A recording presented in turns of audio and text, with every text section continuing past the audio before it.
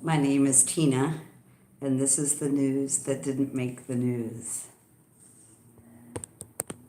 We're going to now play a little game I like to play called Let's See How Long the Video Setting Will Stay on Public Before It Changes Over to Private.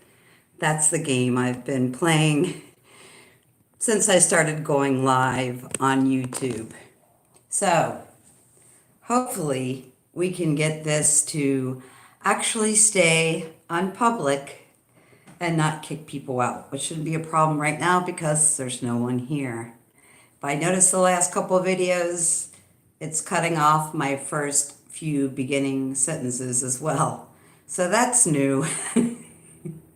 So I'm going to slow this down a little bit just in case that happens again.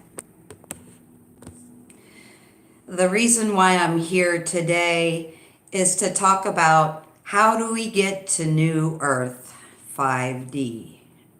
That's the subject matter at hand. So, New Earth 5D, how do we get there? We simply align with it. That's all we have to do. Okay, thanks for stopping by. The video's over now. Just kidding. So, how do we get to New Earth 5D? We simply align with it. Now, this is a long time lesson for me, not about 5D because I didn't know about that all my life. But the long time lesson for me is something that my mom has been saying to me since at least I was a teenager, if not before that. But I definitely have recollection ever since I was a teenager. My mom used to say these words to me: Tina, do not force the universe. Now, looking back on it in retrospect, I have a lot of respect for my mom trying to control a Scorpio, because if you don't know a lot about the typical or stereotypical Scorpio sign,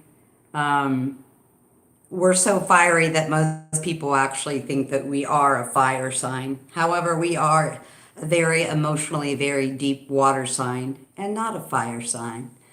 But I have to feel for my mom looking back looking back on it in retrospect, because like I said, ever since I was very, very young, she always told me, Tina, do not force the universe. Now, I didn't hear her telling my other siblings not to force the universe. That was something she reserved especially for me.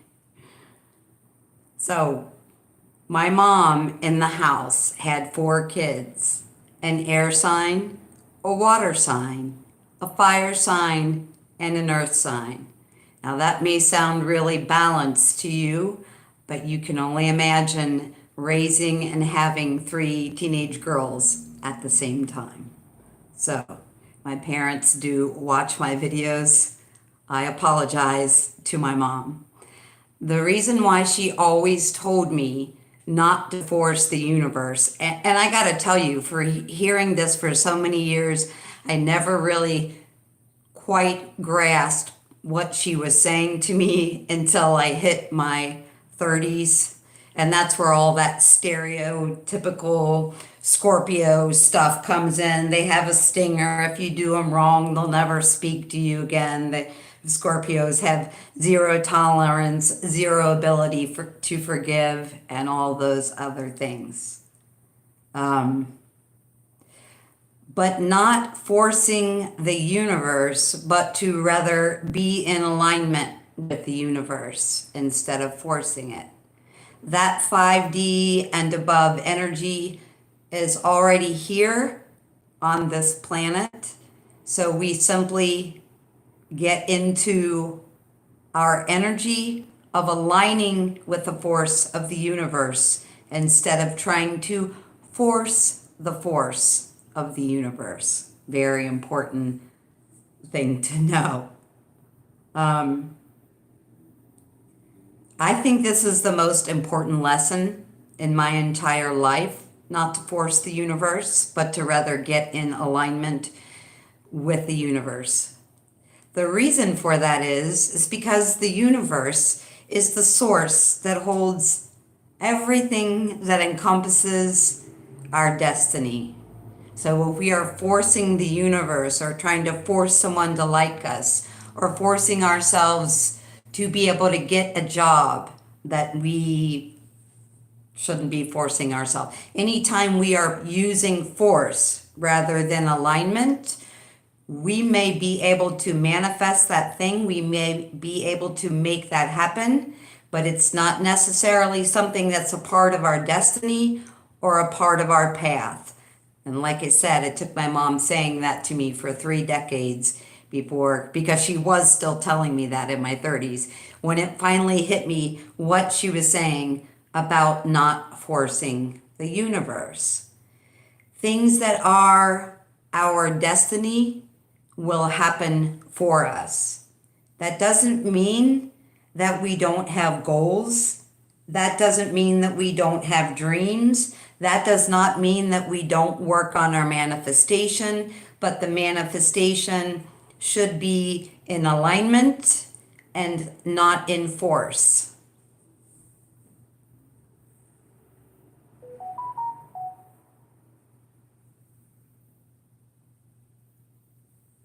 So, the reason we don't want to force what we personally want or desire or working to manifest is we will, I'll use an example, everywhere, all over the internet, all over YouTube is how to manifest that specific person that you want. Okay, go ahead, manifest that specific person you want. What if that person's not part of your destiny? That's the biggest reason why you don't force the universe. But the other really, really big reason is this is a free will planet, and this is a free will universe, and that has been infringed upon us, our free will, by other people, by the usurpers of power. So it's really important that we do not infringe on someone else's free will.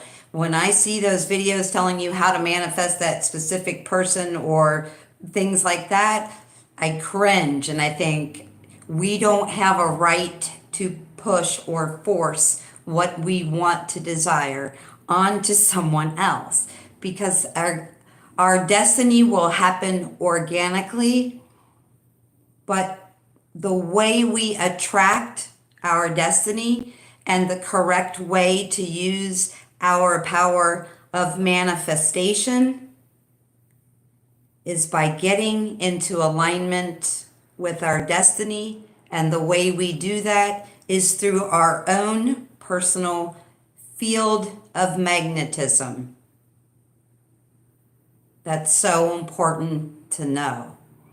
Your field of magnetism, if you are in alignment with yourself, your true desires, will come into your reality in a natural and organic way without forcing the universe or putting pressure on another person's free will. I'm so totally against that. So how do we do that? How do we work on our magnetism? That is by working on our magnetic field, working on ourselves.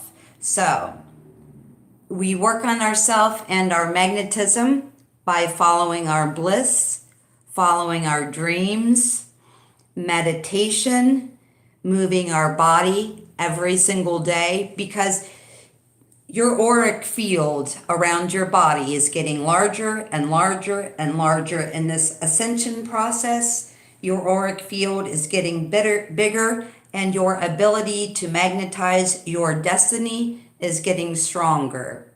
So, meditating, being in your bliss, moving your body. If you are not moving your body, whatever hardship you are going through, whatever lessons you are going through, you may learn them, you may move through them, but they're still staying in your auric field if you are not finding a way to move your body. And it does not matter specifically what way you choose to move your body, makes no difference. But you want to keep that field clear and clean. That is also by your daily habits, what you intake, drinking water, all those kinds of things. But doing anything that you can in your personal auric field and in your personal body to vibrate on a higher frequency is what makes you a magnet to everything you want. And you will notice when you start working, really avidly working on manifestation and frequency, that people will feel very magnetically pulled to be in your field, to talk to you, to watch your videos, whatever thing it is you are putting out there, you will magnetize people into your field. So if you start to notice that, then you are noticing that you are also then magnetizing your destiny. You also want to be really clear, really direct, and really honest with yourself and with other people. So I'm not suggesting when I say don't force the universe and everyone has free will. I don't mean don't speak your piece. I don't mean don't tell someone that you love them or tell someone that they've upset you or that they've hurt you or whatever. I just mean truth in clarity, being your most clear, most authentic, most transparent self to yourself. Okay, that keeps your field really clear, and being your true, clear, authentic self with other people. One thing I want to talk about very briefly is our destiny. Now, what is destined to happen to us has been happening to us all our lives, but with the increase in the magnetic field, with the increased frequencies that are now available on Earth to us, 5D up to 12D we have here now, we have the ability to connect with that higher energy of manifestation. We have the ability to connect with a higher source that is guiding us and directing us. Now, sometimes it happens that things that are destined for us may drop into our lives and drop back out, and drop back into our lives and drop back out. It's kind of like a little game of peekaboo with our destiny, okay? When that thing drops back out, that's very important not to chase something that is leaving your field or leaving your life. The reason for that is if that's part of your destiny and that thing has temporarily made an exit, your destiny will always stay in alignment when both parties are in true alignment with themselves. So we go back to the fact that there's never a need to force the universe to listen to you, to adhere to your wishes, and things like that. So the thing about destiny is when you are in a situation with a group of people, or your interpersonal relationships with family, friends, lovers, whomever that may be, that destiny sometimes takes what I like to call a pause. If for some reason your destiny, people, places, and things have taken a pause, that is because you and or most likely both people need to reflect on what it is they're learning, what it is they want to communicate, and what it is they desire from that situation, that communication, and that relationship. So, to repeat that, if something is truly your destiny, there may be a break, there may be a destiny pause, but that does not mean that that thing is going to disappear into your life and that you need to force it to return to you. Because chasing things that don't want to be in our reality, even if they're on pause,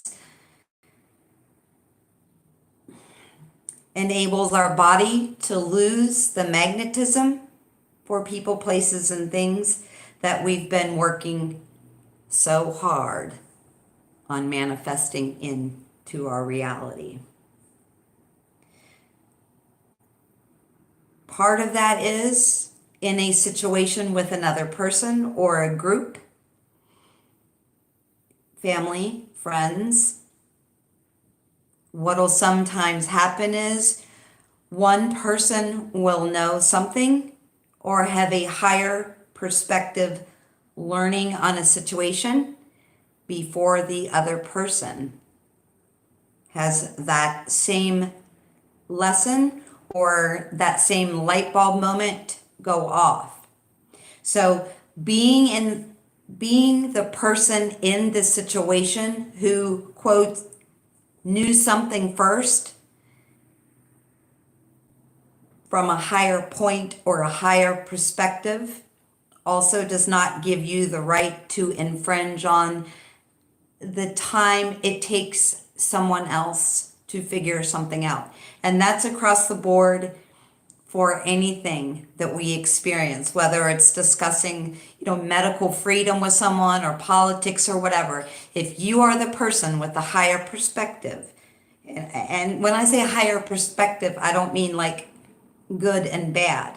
I mean, you may have a realization of something before another person in the situation has that realization. So I go back to free will.